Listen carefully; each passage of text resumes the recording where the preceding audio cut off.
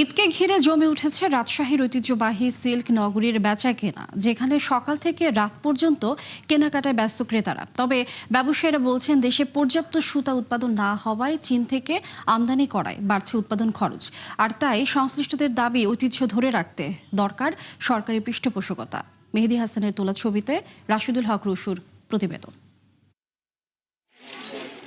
সিল্কের স্বর্গ হিসেবে দেশজুড়ে পরিচিতি রাজশাহীর। ঐতিহ্য আর আভিজাত্যের প্রতীক সিল্কের তৈরি পোশাকের কদর থাকে সারা বছর জুড়েই। তবে ঈদসহ বিভিন্ন উৎসবে এর চাহিদা বেড়ে যায় বেশ কয়েক গুণ।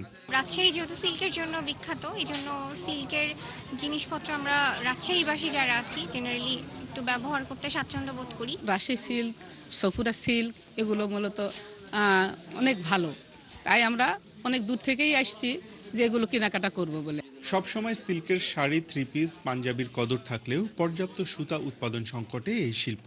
খোদ রাজশাহীতেই সিল্কের পোশাক তৈরি হচ্ছে চায়না থেকে আমদানি করা সুতায়। তাই ঐতিহ্য আর আভিজাত্য টিকিয়ে রাখার দায় এই শিল্পের। সিল্কের সুতা আমদানি হয় চায়না থেকে, সেই সুতা দিয়ে এখানে এসে কারখানায় শুধু কাপড়টা তৈরি হচ্ছে মূলত। যদিও এটা রাজশাহী সিল্ক নামেই পরিচিতি পাচ্ছে। যুগের সাথে তাল মিলিয়ে এবারে সফুরা সিল্ক কিন্তু তাদের পণ্য সামগ্রী সমন্বয় করেছে। তবে সংশ্লিষ্টরা বলছেন, দেশে যে পরিমাণ সুতা তৈরি হয় তা মোট চাহিদার সামান্য মাত্র। তাই বাধ্য হয়ে চড়া দামে সুতা আমদানি করতে হচ্ছে। যদি সরকার এগিয়ে আসে তবে সুতা উৎপাদন বাড়ানো সম্ভব। আমরা শুধুমাত্র নির্ভরশীল চায়নার উপরে, যার কারণে সুতার মূল্য অনেক বেশি দিয়ে আনতে হয়।